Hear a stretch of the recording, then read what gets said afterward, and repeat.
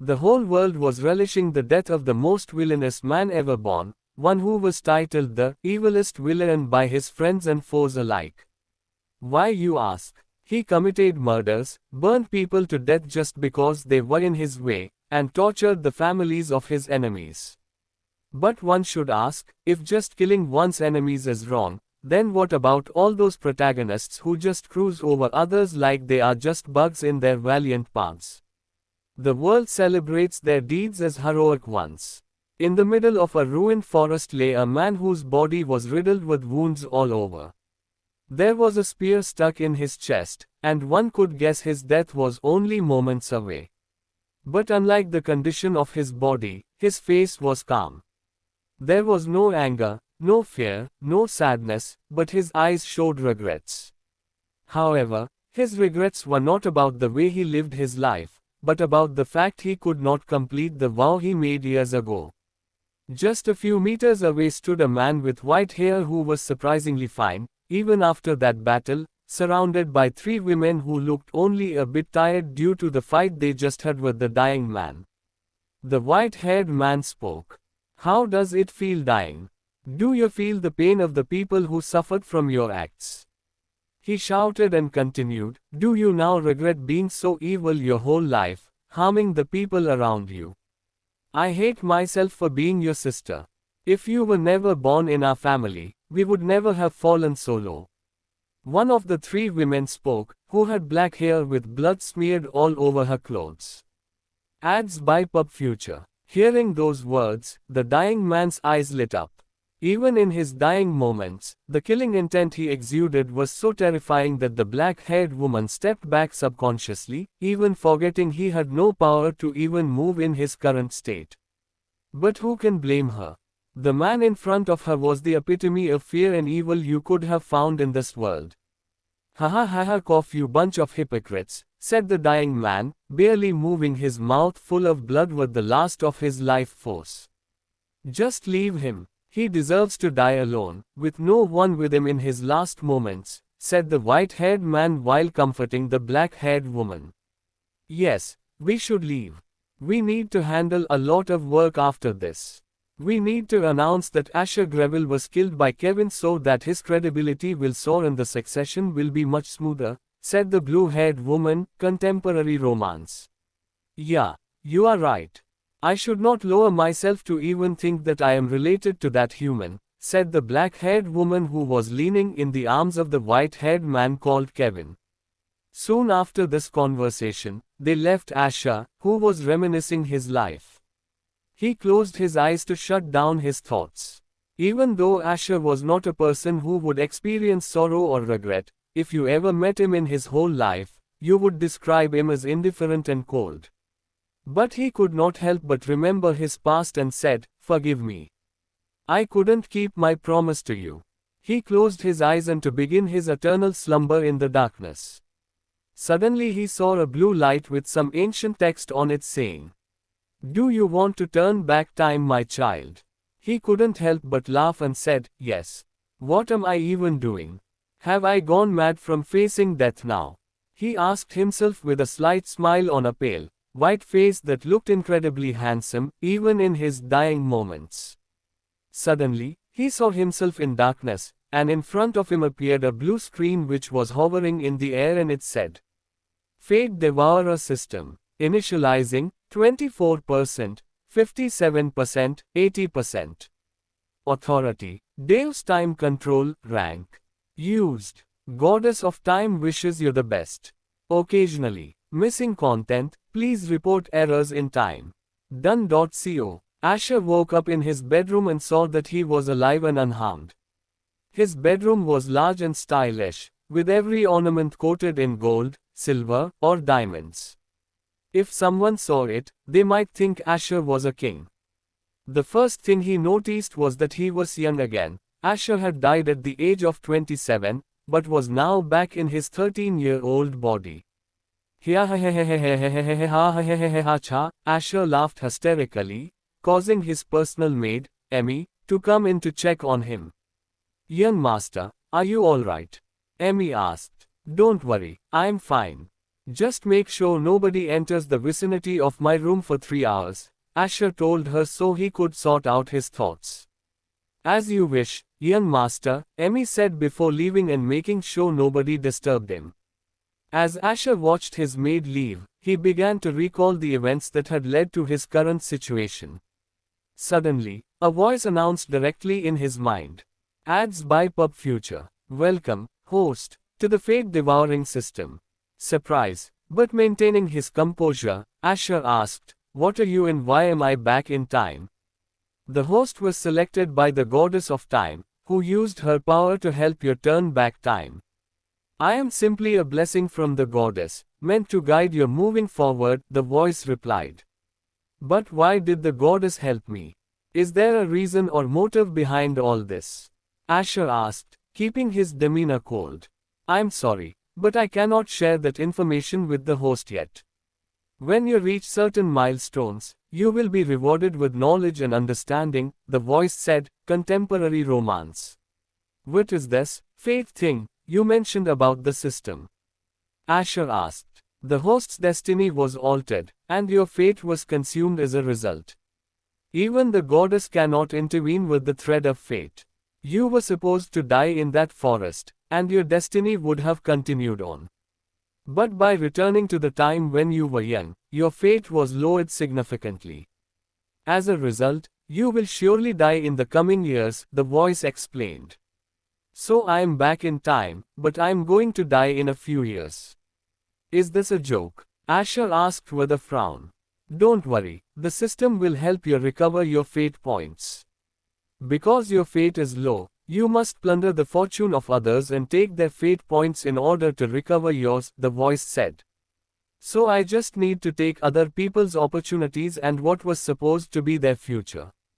Asher asked. Yes and no. You can also gain fate points by doing good deeds and helping others, or by defeating your enemies, either by killing them or taking their opportunities. I recommend the host follow the path of doing good, as it will be more convenient to gain fate points that way, the voice said. First of all, what should I call you? Asher asked. Just call me, system, as I am not a living entity. I am a part of what you received as a blessing from the goddess, since she cannot help you directly, the voice said. Asher was still cautious of the goddess of time, as he knew nothing about her intentions. He was a man who trusted no one else but himself, and even in his dying moments, he did not regret not being trustful because it's better to be cautious than betrayed. You said I can get fate points easily by being a hero and a good person, right? Asher asked. Yes, host. By following this path, you will surely make fewer enemies. Well, in that case, I'll be a villain. It's more fun that way, Asher said, shrugging.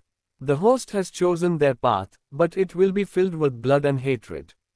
I've lived my whole life hated by the entire world.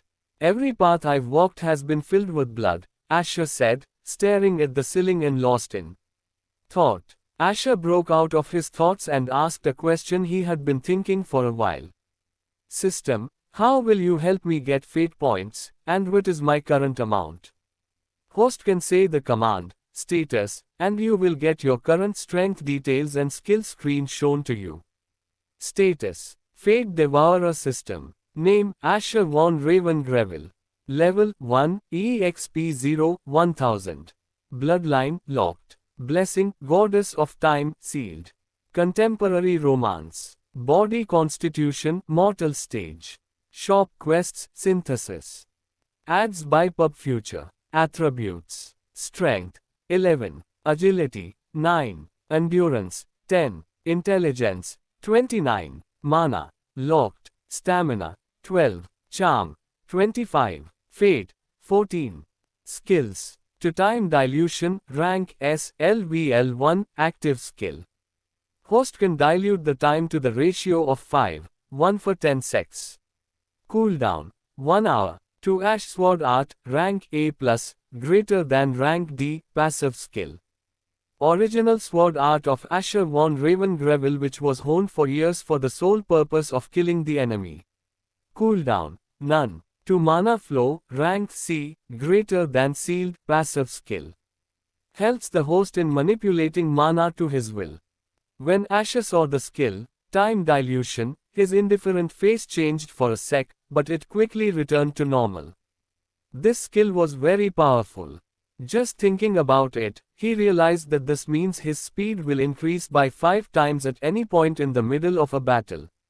This will surely be one of his trump cards, Asher decided while thinking about the future events that will change just because of this one skill.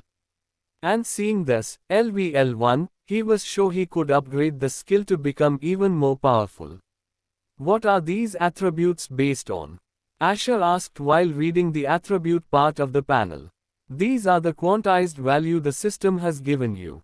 For reference, the average adult has a stat of 10 in all except fate, which is at least 100 for each individual. Hug. I remember when I was young, I never bothered practicing mana control or doing the early training like others, Asher said, remembering his past self for never giving enough attention to hone his powers. Asher was the heir to the Greville family, which was one of the most, if not the richest, family in the whole world. Nobody could deny his wishes, and his parents never forced him to do anything because they thought he would train when he joined the World Academy after turning 15.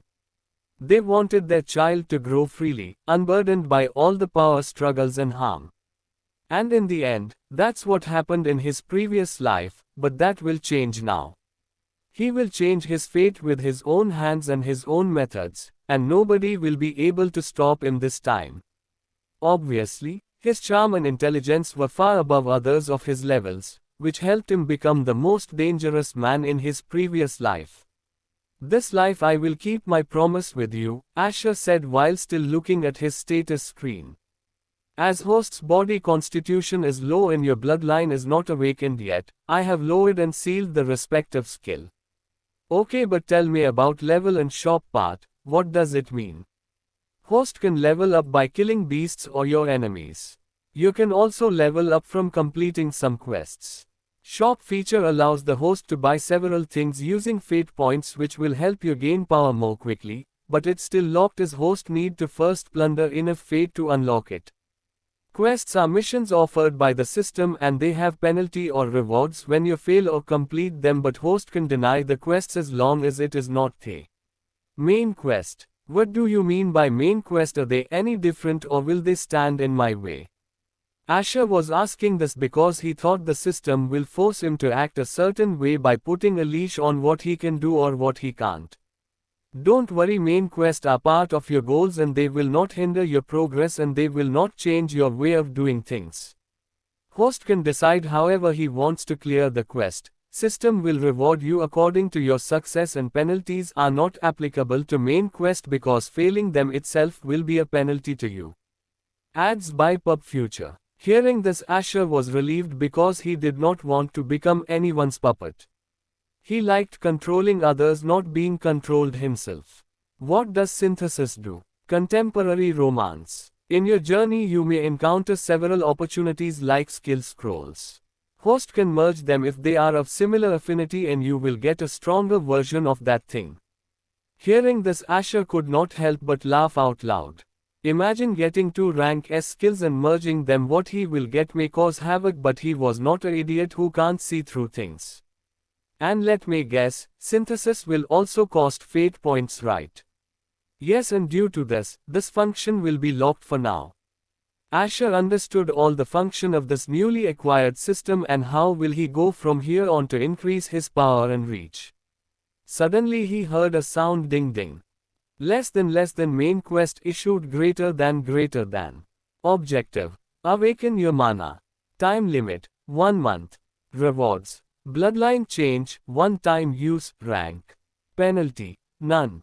What is bloodline upgrade? Asher asked, but he was not bothered by this quest because he planned to awaken himself as early as possible anyway. As host, previous bloodline awakened was a rank S mana control, but now if the host changes it you will get a new upgraded and more powerful bloodline. What the fuck? Asher thought in his mind. Asher's mana control allowed him to control his mana. His consumption and output proficiency of mana was top notch in the whole world and it allowed him to get powerful really quickly after that incident.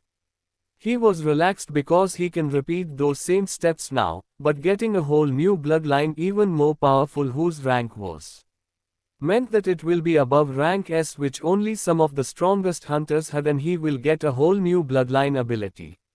But he was not sure.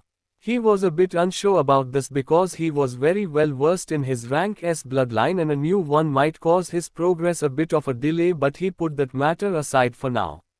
System: as I am currently LVL1, what do I get when level up? Host: get attribute points less than AP greater than and skill points less than SP greater than, but you can also increase your attributes and skills yourself as well. All the APs and SPs are part of your blessing that you can only get gradually over the time and when you increase your fate points. System advises the host to focus majorly on self-growth as that will help you defeat the enemies in the same realm more easily. Closing square bracket. Contemporary romance. Host: the system will go down until you awaken your mana, as I cannot sustain in your manaless body because I am now a part of powers. System wishes the host good luck. Closing square bracket. After a while thinking things through, Asher decided to take a bath first to relax his mind a bit. So he called his maid Emmy to sort out his bath. Emmy, being the diligent and loyal maid, quickly but carefully did the job as she did not want it to cause discomfort for her master.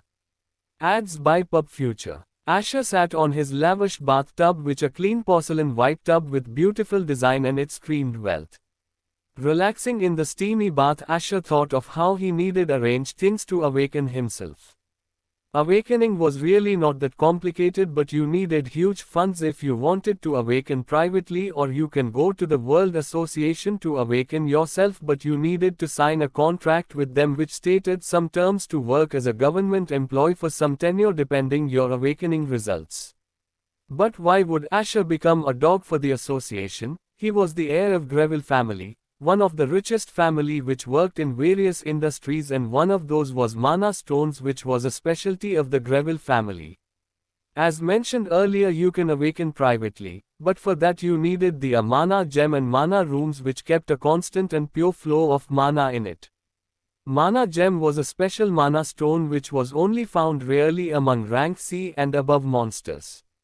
And its drop rate was very low, so association usually shared a single mana gem among 1,000 civilians to awaken them. But Asher can easily find a high quality mana gem for himself with his family funds. In the past, his father Arthur von Greville, the current head of the Greville family, gave him the rank A mana gem for his awakening when he turned 15 before he joined the academy. Asher stood up from the bath, his smooth black hair complementing his spotless face. Standing at 5 feet 6, he was slightly taller than his peers for his age. Despite being young, his handsome face attracted many beauties, like a flame to moths. But despite being so attractive, people also feared him. This was because, when he was 6 years old, a kid had pushed Asher into the adult pool at a social event out of jealousy over the girls around him. Luckily, Asher was rescued by one of the teenagers who were gathered there quickly. When Arthur von Greville heard the news, he nearly killed the kid's entire family, but was quickly stopped by his wife, Sylvie Raven Greville, who later calmed the situation, saying it was just a child's mistake. But nobody was relieved, as they knew Sylvie's personality and that she never settled grudges easily. The people there were sure that the kid's family was already done for and wanted no part in helping them, as no one wanted to be the enemy of the two powerhouses known as the Ravens and Greville. There were only a few families that could rival or oppose them. But what actually chilled everyone was the 6-year-old's calm and indifferent demeanor after almost drowning. Asher had always carried a cold face from a young age, but people thought it was common for children from elite families to mask their emotions. Everyone expected him to be startled by his near-death experience, but he just coughed up the water and walked towards Sylvie, leaving the doctor who was checking on him. "Ash, are you fine?" Sylvie asked, worried. "Mom, can you tell the attendants to fix my clothes? That kid pretty much ruined them," Asher said, clicking his tongue in annoyance. Other children his age around the party were pretty scared due to the whole commotion, but even the adults, when they saw his blood-red eyes, were taken aback with cold sweat, forgetting he was only a small kid. Don't worry, Ash, Mom will handle things here. You go and change, okay? Sylvie said while kissing his forehead. She was a very doting mother. After this day, Asher got the nickname, the Cold Devil, and many people usually kept their distance, not wanting any problems with him at any social events whenever he attended them. Asher welcomed this change, as he didn't like people disturbing his personal space too much either. After this incident, his parents never tried to awaken him early, but rather let him enjoy his life and grow up with loving memories because they were worried about his child's cold demeanor towards everything. They believed that their love for him would slowly but surely melt his stone heart. Occasionally missing content, please report errors in time. Asher walked out his bathroom and took out his phone and called his father, Arthur von Greville. Hello Ash, what did you call me for? Arthur said in a surprised voice as Asher rarely called him and his mother, as they always met for dinner anyways. Dad, I want to try Awakening, Asher said in his usual tone. Oh, you want to try Awakening? Yeah, I will. Thud, wait, what? You want to try Awakening? Arthur jumped out of his chair, startling his butler who was arranging his documents for him. Did something happen to you, Asher? Tell me, did somebody harm you in any way? Arthur said in cold voice. He never thought his son, who disliked practicing martial arts and will always deny the Arthur sword training, would ask for something like this. Contemporary romance. Ads by Pub Future. Arthur Greville, despite being an extremely loving father towards him, did not wanted his son to lag behind others of his age and would always try to persuade him to just watch him train, but Asher, who liked doing business more than fighting, always denied him.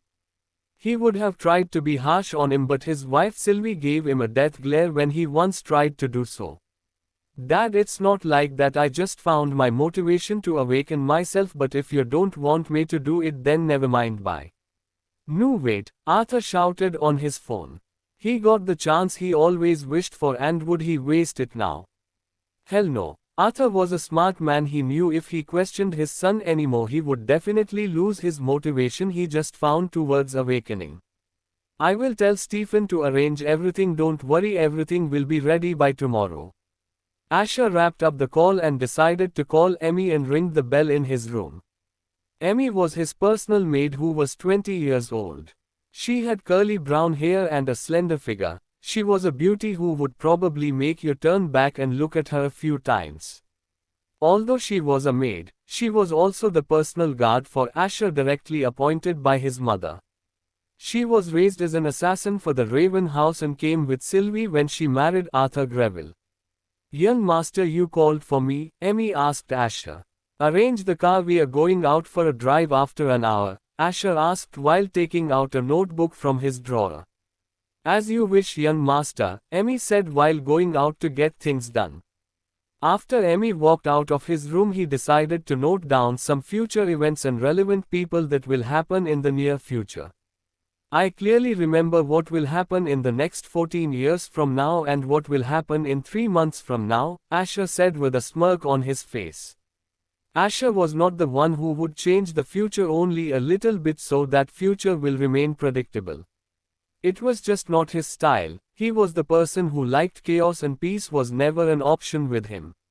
He was a villain through and through. If he didn't have something in his control, then he would probably make it so that everything was under his control. And after the 1 hour of him writing some stuff down in a language which only he would understand, for others it would simply seem like some doodles of kid. He walked out of his room in a white t-shirt and black jeans. Emmy, is everything ready? Yes, young master. Where do you want to go? Emmy asked while signaling the other bodyguards to move to their positions. Go to Harkin's agency. I want to buy some things, Asher, while walking towards his Rolls-Royce Phantom, which was of black-gold combination. Asher got in his car and Emmy sat in the front seat to protect him in case of any danger. The car moved out of the Greville mansion, which was quite big, covering what it seemed half a kilometer around it. The Greville mansion was surrounded with gardens and security everywhere, and all the servants of the house had their accommodations built around the mansion itself so they can live with their families and do their jobs at the same time. Asher was moving towards west of Soran city, capital of Somalia. If you looked above in the skies, there were floating islands in the sky of Soran near its center above a huge building in which was covered with crystal mirror-like barriers in the shape of an oval. This building was called the World Academy, the place where Asher was looking, thinking about all the chaos he was going to create. This time that academy will be the place where this world will shake under my name, Asher thought while staring at one of the floating islands. After half an hour of drive they arrived at 50-floored building which was called the Harkins Agency. This was where all of Somalia's property-related transaction and land-related auctions were done. Soran, despite being the capital city, had a lot of unclaimed land in the forms of mountains. Most of the mountains were filled with beasts and were used as training grounds by the World Academy and the rest of the elite families of Soran to get them used to fighting in similar environments. Ads by Pub Future. Usually the mountains which were empty of any beasts for hunting purpose were sold to others for their own commercial use. So once in a while some mountains were sold if the previous ownership wanted to sell them. And Asher was going out to buy one such property which would become one of the most problematic source for the Greville family in his previous life. Asher arrived at the Harkins Agency and got out of his car with an entourage of bodyguards behind him. Emmy had already made a reservation, so Harris Harkins, who was supervisor of the Soran branch of their company, was already down in the hall waiting to greet the infamous heir of Greville family. "Greetings, young Master Greville," Harris asked with hurried but calm voice because he was aware of the cold devil and his retaliations. "Relax, Mr. Harris. I am here to see some properties to buy. Can you show me what lands are available for auctions?" Asher asked Harris with his same indifferent face. Harris was obviously nervous because he couldn't read the expression of this young boy and he did not wanted to get in trouble with the Greville family, which was too great compared to their Harkins family, so he hurriedly told his secretary to arrange the best VIP rooms for them to chat. "Please come this way, young Master Greville. I hope some of the property are to your likings." Asher followed them to the 47th floor, which was reserved for VIP only, and sat down on the sofas in very cozy but professional-looking room. He was served some snacks and desserts, but he didn't bother eating them, which made the secretary a bit worried, thinking it was not to his likings. "Mr. Harris, can you show me the catalogue for the upcoming auction, please?" "Yes, young Master Greville, this is the list of properties which will be auctioned the coming week. If you like any one of them, just tell me. We will give it you without auctioning it." Harris, clearly being an opportunist he was, wanted to build a connection with Greville rather than immediate profit. What a clever man, Asher smirked in his mind. "Don't worry, I wanted to participate in the auction anyways. I was just seeing if there is any property which piqued my interest." Asher wanted to grab the opportunity from his opponent's hand in front of them to relish their despair when they later find what they just lost. He clearly remembered what the system has told him about fate points, and he was going to do just that. Harris disliked how he lost an opportunity for expanding his network, but he nevertheless catered to Asher in hope of making a good impression on him, thinking, "This cold devil will go big anyway, so I should get some connections with him." Asher, who could see through his facade, just kept his usual face and left after the chat was done. Contemporary romance. Occasionally missing content. Please report errors in time. Asher got back to the mansion and changed to get comfortable and arranged some business-related documents. Asher in his previous life thought of increasing his power and training a tiring task. He rather liked just using his brains to flourish their business, but knew that being weak was not a great thing in a world where the strong ruled. So he decided he would start his awakening and training when he turned 15 before joining the World Academy. The day ended and both the Greville couple were back home. The dinner was set on table, which was quite large for a family of 4, but this was a common thing for all elite families, as they would usually greet their guests at the table when they visited them. Arthur Greville was ecstatic from the sudden found motivation of Asher, but Sylvie thought her husband forced Asher to try awakening a year and a half before the agreed date, so she decided to ask Asher, who was in front of her cutting his steak. Asher, I heard you wanted to try awakening. Did your dad force you to agree? Don't worry, if that's the case I will make sure he never talks to you, Sylvie said while glaring at Arthur. Arthur almost choked on the bite he has just taken and started coughing. Ads by Pub Future. Don't worry mom, I just wanted to start my training a bit early. You can say I just got some motivation to strengthen myself before joining the World Academy. And it would not look good upon the Greville name if the heir was a lazy guy, now would it? Asher cleared the issue before his father, who was choking on his food, got more scolding from his mother. Sylvie, despite being a strong woman who was referred as a demon from the people who knew her, was just a soft and caring mother for Asher. Her heart always wanted her son to smile and be like other children, but she didn't know what could melt the heart of her son. If you wish to awaken, I will not stop you, but as you are awakening a bit later than others, you might find yourself a bit behind, but don't let it get you, okay? Sylvie said to Asher, worrying he might compare himself to others and get depressed. Whatever results you get from awakening, don't forget you are the heir of Greville and nobody can look down on you, Arthur said while clearing his mouth as he finished his food. You guys don't need to worry, I know what I am doing, and knowing me, do you think I will get depressed? Asher said as he was getting up to leave room as he finished his dinner, while subconsciously a smile emerged on his face. Asher left the room, but there was a weird silence in the room. Honey, he smiled. I thought I hallucinated for a second, but did we saw the same sight? Arthur told Sylvie as they were both surprised, as they did not remember when they saw their son's last smile. He always carried an indifferent face regardless of the situation he was in. Arthur, make sure his awakening doesn't go unhindered and get him the best resources you can arrange. I don't care about the cost, just make sure he gets the best, Sylvie told Arthur with a hint of excitement in her voice. Contemporary romance. Sylvie did everything to see her son smile. She never told no to him when he asked for something, and due to this many people thought she was spoiling him too much. But for a mother whose only wish was to see her son happy, she didn't care how the world saw her. Did you think I would be petty after that sight? Don't worry, I will make sure he gets the best of the best, Arthur said while calling Stephen, the head butler of the Greville family. Stephen was a man who was in his 50s and had seen Arthur grow up as a child, but he was surprised to see him so excited to do something in the past 15 years. The times he remembered his state similar to this was when he married Sylvie and when his kids were born. Morning arrived, and Asher got ready for his awakening, which was arranged quite quickly despite his sudden request.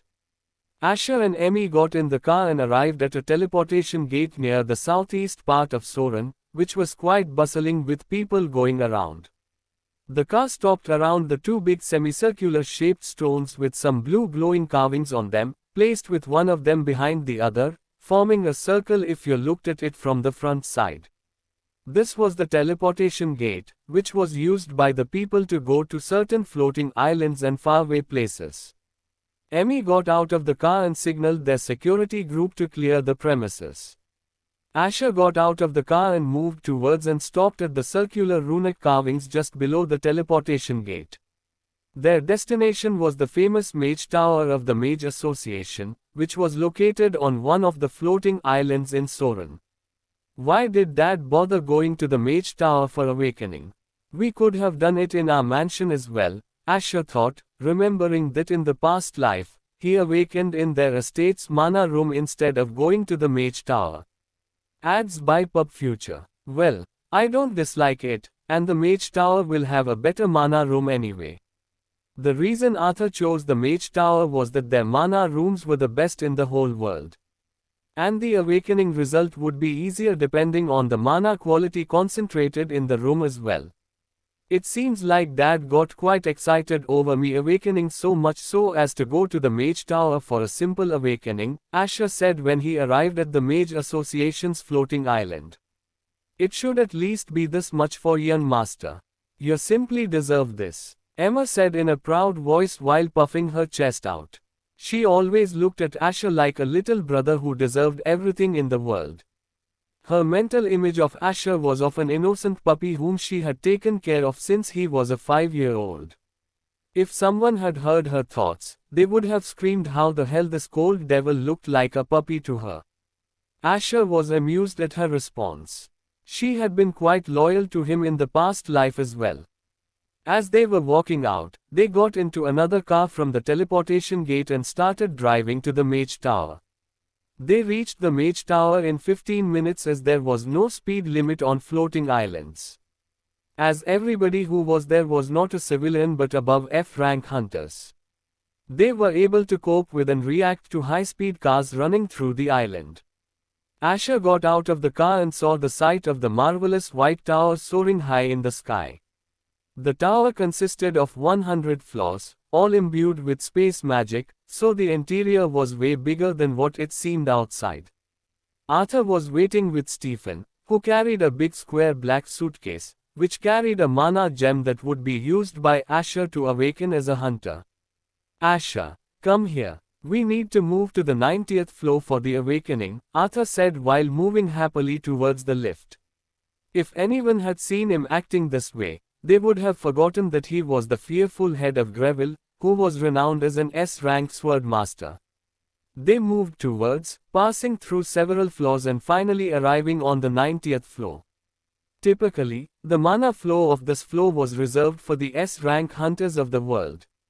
Arthur used his special privileges and pulled some strings, and with a little bit of threatening, voila, it was done. Dad, you know that this will cause some headaches in the future. Asher knew Arthur has probably pissed quite a bit of people to use these exclusive rooms just for an awakening, contemporary romance. Hehehehehaha, don't worry, this much trouble is nothing for us, and if somebody wanted trouble they can always come and greet my sword, Arthur said with confidence. Asher and Arthur arrived in front of the door, which had Greville labeled in gold on it. It was clear that this whole floor was a luxury above others, just looking at the mana concentration outside the room, which was comparable to the mana room in their estate. So this is your son, Arthur. Quite a dashing fellow to look at, an old man walked in front of them and said while his eyes were on Asher. Asher, meet the old man of the Mage Association, Edward Amaris, one of the SS rank hunters in this world, Arthur said while introducing the old man. Edward Amaris was actually one of the Mage Association elders who was acquainted with the Greville family and helped Arthur arrange the mana room for Asher. Asher gave a look towards Edward and he could feel a strong mana force emanating from his sheer presence. Seeing how only the pressure of an SS rank hunter was capable of killing him made him remember that he was no longer one of the strongest men in the world, but he knew he could make it to that pedestal much earlier in this life. Ads by Pub Future. Hello, I am Asher von Raven Greville, Asher said while still wondering why this old man was here. Oh, are you wondering why I am here? Ask your father about this, Edward said while smiling towards Asher, contemporary romance. Yeah, I forgot to tell you. Old man Edward will help you accommodate the mana gem during your awakening, Arthur said while signaling Stephen to hand over the suitcase to him. Let's go inside the room first because the thing inside it is quite a shocker for this old man, too, Edward said while smiling towards Arthur. Arthur and Asher followed Edward into the room. It was a white marble room with runic language all over the borders of the room.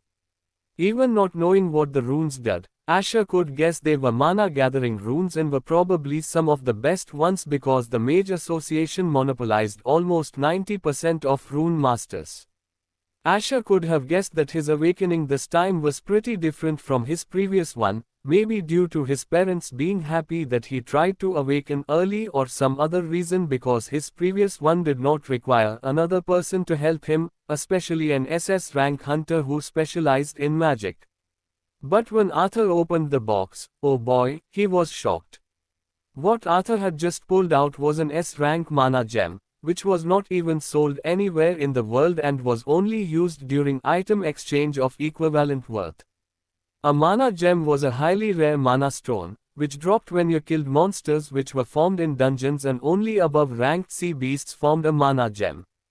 People used mana gems for their awakening because it was a pure form of mana with less impurities than a mana stone, and there would be no injuries while forming your mana core during your awakening.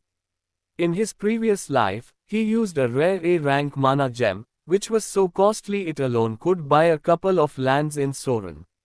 But despite being only one rank above, an S-rank mana gem was incredibly rarer than an A-rank mana gem because there were fewer S-rank beasts compared to A-rank, and even a marginal amount of those S-rank beasts dropped a mana gem. So the supply was so low that even S-rank hunters had difficulty getting an S-rank mana gem. Asher, though grateful, could see that his father had just used his own mana gem, and this was pretty much the case because when you form your mana heart, you can increase your level in two ways. First, gradually absorbing mana from your surroundings and consolidating it in your mana core, increasing its power. Second, you use mana gems to move that mana inside your body and gently nourish your mana core with it. But absorbing mana through a mana gem is not advised because it will not allow your mana capacity to naturally grow. It will be filled before it could have grown bigger. Mana gems should only be used as assistance when you reach the peak of your rank and encounter a bottleneck to cross the threshold and rank up. Arthur was already at the peak of S rank, and this mana gem, along with a few more, would have helped him become SS rank like in his previous life. But he was losing one of his S rank mana gems for Asher. Dad, I can use an A rank gem just fine. You don't need to waste this, Asher said, meaning what he said. It didn't matter to him what gem was used in his awakening because his special bloodline would balance it out. Don't even try to convince me. Your mother would probably beat me to death if I cheap out here, Arthur said, giving him a look that said it can't be helped. Sigh, okay, if that's what you want, let's start, Asher said to Edward, who was just smiling, looking at the soft father and cold son duo. Asher took off his shirt and sat in the meditation position. Arthur took out the S-rank mana gem, which was a blood red, with a radiant-shaped fist-sized gemstone. He placed the stone in Asher's hands and signaled Edward to start contemporary romance. A normal awakening was not difficult. The person usually absorbed ample amounts of mana from the gem or the room they were in. The mana gem usually helped complete the formation of a mana core in the heart. Civilians were generally awakened at the age of 12, as declared by the World Association for Common People to follow. For common people, the awakening process involved forming their mana core in the initial stages and gradually growing it over time. Depending on their talent, a person's mana core could be formed between the ages of 13 and 19. The World Association would then pick talented individuals under 15 to join them and send them to the World Academy. They would evaluate their results upon graduation and scout them accordingly. Ads by PubFuture. Rich people, like Asher's family, did not have to wait for their children to form their mana core. They could afford a mana gem solely for a person to use and awaken their children immediately. This was also a way for people in power to control newly awakened hunters.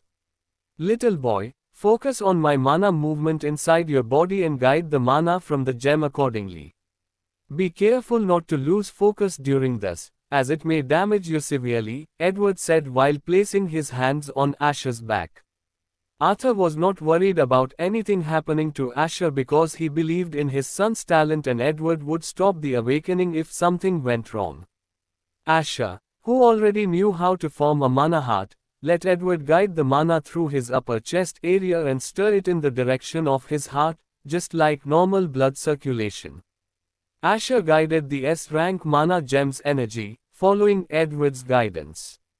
Even Edward was surprised by how quickly Asher got used to his mana circulation. He was now sure another genius had been born into the Greville family after the birth of that monster. A milky white energy started gathering near the center of Asher's heart and soon a grain-sized crystal formed. Asher kept giving more mana and circulating the rest of the mana through his body. The awakening process had two parts. First, you needed to form a mana core in your heart, which was called mana heart formation. Second, you needed to guide the rest of the mana through your veins and remove impurities from your body. As mana was the fuel and the body was the vessel that contained it, it was very important to make your foundation as strong as possible during the awakening. Asher wanted to improve his foundation even more than the last time. Edward saw that he had formed the initial mana core in his heart and was cleansing the impurities, so he stepped back and let Asher continue. Black, goo-like substances began to come out of every pore in Asher's body. Due to the special room, the impurities disappeared as soon as they touched the floor. The process of laying the foundation was more painful the longer it took. A normal person would only endure it for 5 minutes before ending the ceremony. A genius might endure it for nearly an hour. After some time, Arthur started to worry about Asher as it had been nearly 4 hours and he was still sitting there. Blood was coming out of his paws to replace his newly formed blood from the formation of the mana heart. His veins were bursting and repairing at the same time. All the fat on his body was now gone. What kind of monster is he to endure this much pain without even showing a hint of change in his expression after lasting this long? Edward thought to himself. The last record for the longest foundation process was held by none other than Asher's grandfather, who was one of the 11 SSS rank hunters in the world and endured for 4 hours and 30 minutes. They were anxious, but hoping that Asher would somehow break his grandfather's record. During all of this, Asher was experiencing mind-numbing pain, which was familiar to him. In his previous life, the methods he chose to become strong always involved some kind of self-harming ability that caused him so much pain that he was always barely maintaining his sanity. Asher's ability to stay calm and indifferent, coupled with his high intelligence, allowed him to keep himself sane. Asher's whole body was now burning red, steam coming out of his body. Blood was pouring out of his body, staining his pants with a crimson red. Even though the mana room was removing any residual that came out of his body, the stench of iron was heavy in the air. Contemporary romance. Asher was at the 4-hour, 30-minute mark. He had beaten his grandfather's record and was on his way to set a new record. Arthur was happy to see his son's talent. He was already thinking about Sylvie's happy face when he told her about this. Asher, who was focusing all his attention on cleansing, finally stopped at a total time of 5 hours and 12 minutes. He opened his eyes to feel his newly set foundation and stood up to move a bit. He knew he had outdone his previous self, who had lasted only 3 hours and 20 minutes. By no means that was bad, even a genius would last around an hour. And even in his previous life, Asher would have been in the spotlight. However, there were already quite a few highly talented youths who had lasted around or more minutes than Asher. His generation was praised by the whole with the nickname of Generation of Monsters. Nobody knew why so many talented individuals were born in the same generation. But now, Asher had outdone those talents and also broken the record of his grandfather, Nathaniel von Greville, who was also known as the Sword God. Congratulations, Arthur. Another monster like Nathan Greville has been born into your family, Edward said to Arthur, gesturing with his hands in a wave-like motion towards Asher. Suddenly, all the blood-stained clothes were cleaned of blood, and all of Asher's sweat was gone. Asher nodded his head to appreciate Edward's consideration and Edward just smiled back at him. But it seems like I need to tell Father about this before we announce it publicly, Arthur said, taking some things into consideration. Ads by Pub Future. No need to announce it. Just tell it to Grandfather. I don't want too much attention right now. It will be a fun surprise for the whole world when the World Academy starts, Asher said with a smirk on his face while he was putting on his shirt. And Dad, I am quite tired from all this. Let's go back home and discuss this issue at a later date, Asher quickly said before Arthur could say anything, causing him to close his mouth. Sigh. Okay, then we will do that, Arthur said with a sad voice. He was very excited to announce his son's heaven-breaking talent to the whole world, but he couldn't do it if Asher was against it. And thank you, Mr. Edward, for your help this time, Asher said, conveying his gratitude. Oh, don't worry. This old man also got to see your monstrous talent, Edward said while laughing. Asher left the room, leaving Arthur and Edward who were chatting happily. He wanted to call out the system, but he waited until he reached his home, where he would not be disturbed. Em and Emmy left without Arthur because he would probably head back to his office before going home. Asher reached the Greville estate and told Emmy to make sure nobody disturbed his rest. When he got back in his room, though he was feeling very tired, he called out to check the system. System, congratulations to the host for completing the first main quest. Do you want to redeem the reward for your quest? Closing square bracket. Asher was already waiting to check what he would get instead of his rank S bloodline mana control. Somewhere in his mind, he didn't want to part ways with his mana control, but he knew to get stronger, he needed to sacrifice something.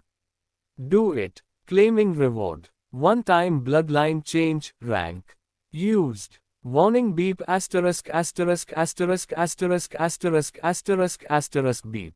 What happened? Asher asked, not knowing what was happening. Host, this bloodline you will get is too powerful to assimilate with your body. You will experience unimaginable pain which may render your brain useless and killing you in the process. Do you wish to continue? Asher already knew his answer. He thought, pain. I have handled it my whole life. Continue. Host, the system will create a sound barrier around you. I wish you good luck. A circular, translucent barrier formed around Asher as he sat down with his legs crossed. Initializing. Bone marrow replacement. 0.9%. Closing square bracket. Asher felt so much pain that even his indifferent face showed lines forming on his forehead. Asher's bone marrow went through massive changes as a black mana erupted around him, assimilating with the bone marrow tissue and changing it. Commencing bloodline injection, 1% contemporary romance. A chilling, light blue energy erupted and forced its way into Asher's mana heart, moving up towards his spinal cord to his brain. At the same time, a boiling red energy emerged and moved towards his abdomen, heading towards the blue energy.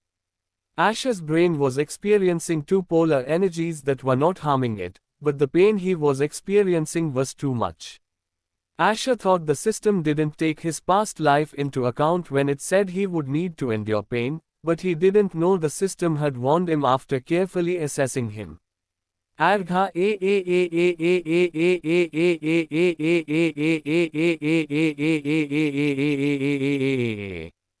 Asher screamed in pain for the second time in his life. He was no longer in a meditating position, but rolling on the floor and clutching his head so hard that blood started pouring out. He no longer maintained his indifferent expression as his eyes rolled back. His back arched off the floor and his toes ground against it. His sanity was fading with each passing minute as the system's warning about the possibility of death during the process proved true. His mind went blank and he couldn't even hear his own screams anymore. But just before he lost consciousness, he heard a sound, dunding. Bloodline acquisition successful. Recalibrating host stats. Closing square bracket. Congratulations, host. You have done a remarkable job. Kafkor asterisk gasp. He was gasping for air. Asher was still coughing up blood as he moved to sit on his bed. His mind was numb from what had just happened, and he didn't even hear the system notifications. His breathing was ragged. Removing sound barrier. Asher saw that his wounds around his head and face were healing. It seemed that the pain he endured was worth it, especially considering his new regeneration rate. This type of healing was only found in B-rank hunters and above, and Asher, who had just recently awakened at rank G, was now capable of doing the same. In this world, hunters were ranked from G to SSS, with only 11 SSS rank hunters. They were ranked based on their ability to perform in similar rank dungeons and their mana core rank. As you may have a mana core of rank B but your combat ability and utility were taken into consideration while giving you your ranks. Adds by PubFuture. After gathering his nerves, Asher called out to the system to check his new bloodline. Status. Recalibration done. Generating status. Fate Devourer system. Name, Asher von Ravengrevel. Level 1, EXP 0, 1000. Bloodline, Devil's Absorption rank SSS. Blessing, Goddess of Time, sealed. Body Constitution, Mana Core rank A. Shop Quests, Synthesis. Attributes. Strength, 32. Agility, 27. Endurance, 40. Intelligence, 55. Mana, 45. Stamina, 40. Charm, 57. Fate, 14 plus 70. AP, 0, SP, 0. Skills. To time dilution, rank S, LVL1, active skill. Host can dilute the time to the ratio of 5, 1 for 10 secs. Cooldown, 1 hour. To Ash Sword Art, rank A plus to greater than rank C asterisk, passive skill. Original sword art of Asher von Ravengrevel which was honed for years for the sole purpose of killing the enemy. Cooldown, none. To Mana Flow, rank C, LVL1, passive skill. Helps the host in manipulating mana to his will. To Absorption, rank S, LVL1, active skill. Absorb highest stats of killed foes. Restriction, 1. Must be killed by the host and direct touch is required to absorb. 2. Highest stat of the other being should be greater than the host stat. 3. Fate points cannot be absorbed. Cooldown, 1 hour. Asher started laughing as he saw his new bloodline ability. Truly fitting for a villain like me. But while he was looking at his newfound ability, he noticed that his previous bloodline skill, Mana Flow, was still there. System, did you make a mistake? No, the skill Mana Flow was retained at rank C due to your memories. But your previous Mana Control was rank S which is different from Mana Flow rank C. You retained the memory of how to utilize this ability but this not the best version of your original skill. As this is not your main bloodline ability you need to actually train the skill. Fate Devourer system. Name, Asher von Ravengrevel. Level 1, EXP 0, 1000. Bloodline, Devil's Absorption rank SSS. Blessing, Goddess of Time, sealed.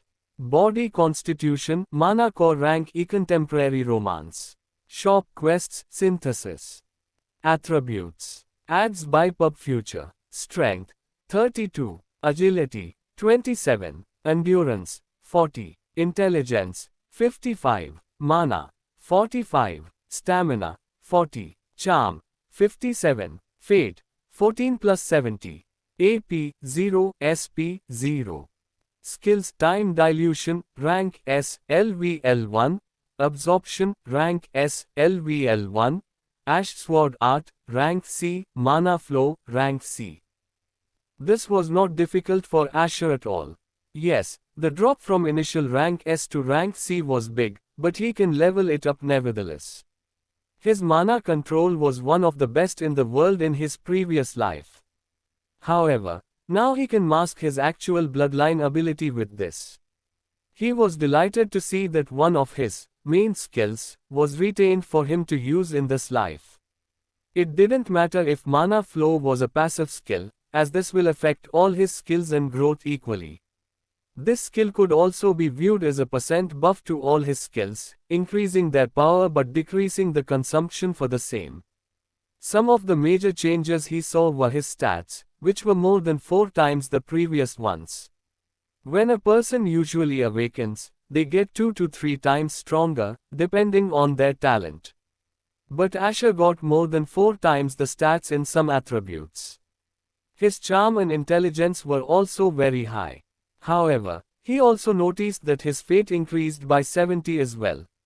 System, why did my fate increase? While moving his arms around to see the new changes he had.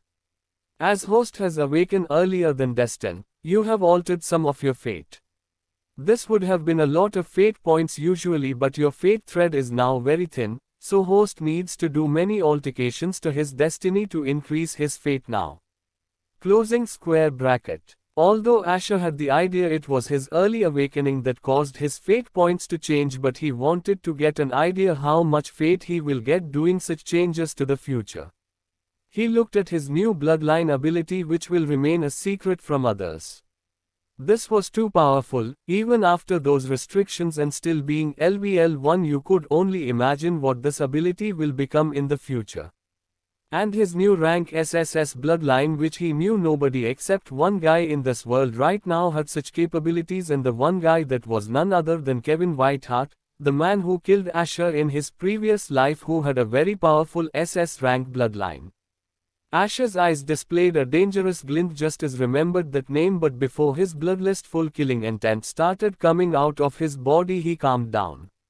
Soon, a wave of tiredness hit Asher.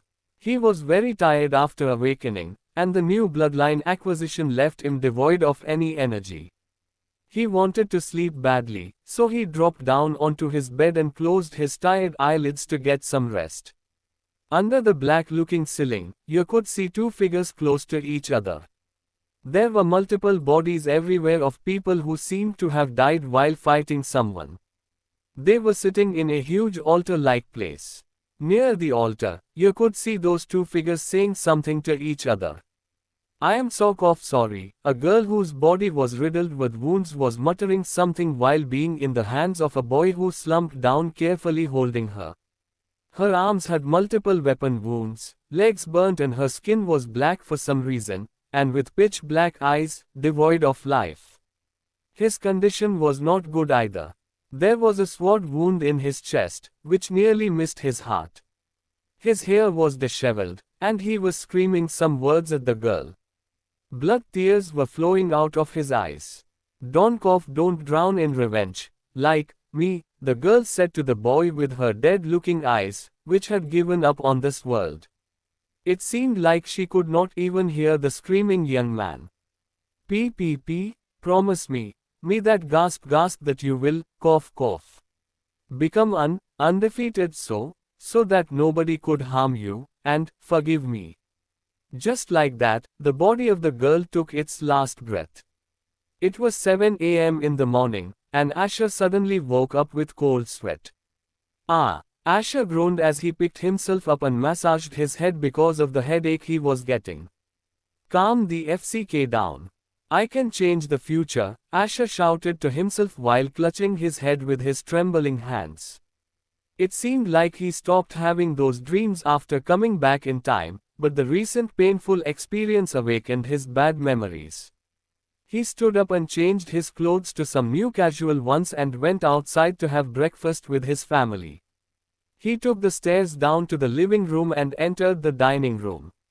Arthur and Sylvie were already waiting for him and were chatting with each other. Sylvie saw Asher entering and got excited. Congratulations, Ash, on your awakening.